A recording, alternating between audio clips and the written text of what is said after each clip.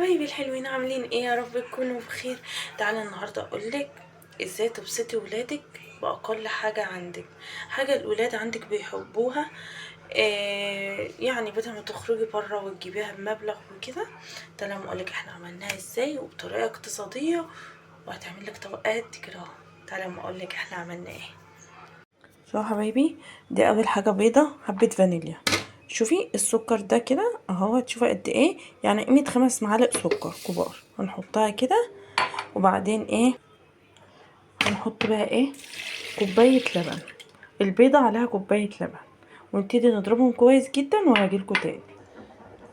هنا بقى كمان معانا كوبايه كده من الدقيق، 244 كده، ربع كمان كوبايه دقيق. بصوا بقى حبايبي، انا كده دهنتها اهو حبه زيت مش كتير، يعني بليت منديل نقطه زيت اهو. نعملها كده وكده.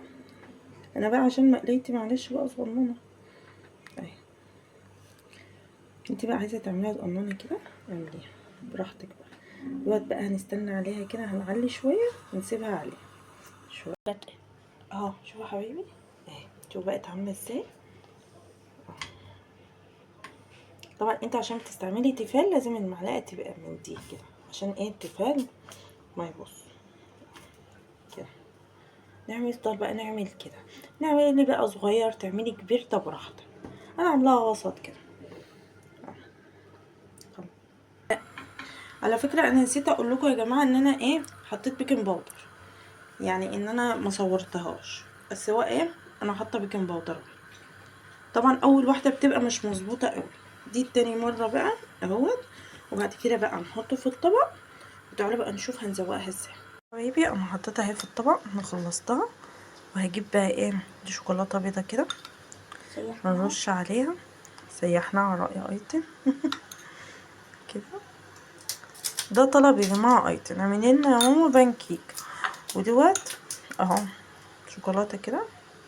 انت عايزه بقى تلزقي كل اتنين في بعض الزقي، بس يعني لا، يعني مثلا زي اتنين في بعض ازاي، يعني مثلا اهو احنا عملنا واحده، هنروح جايبين التانية كده عليها ونحط شوكولاته تاني.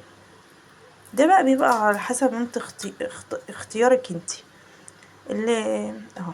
مثلا كده نحط شوكولاته تاني كده، انت بقى وراحتك. شوفوا المنظر تطلع تحفه. يا جماعه شوفوا انا حطيت كله كده، اللي عايز بقى ياخد واحده، اللي عايز ياخد اتنين كده على بعض.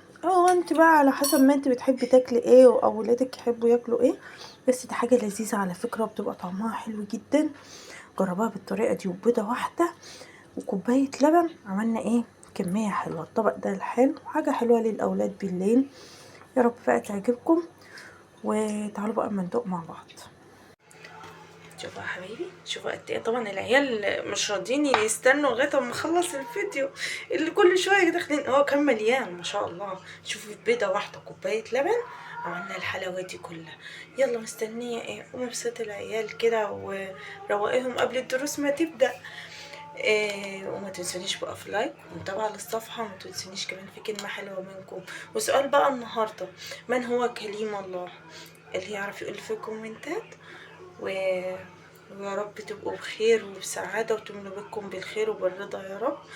واشوفكم على خير. باي باي.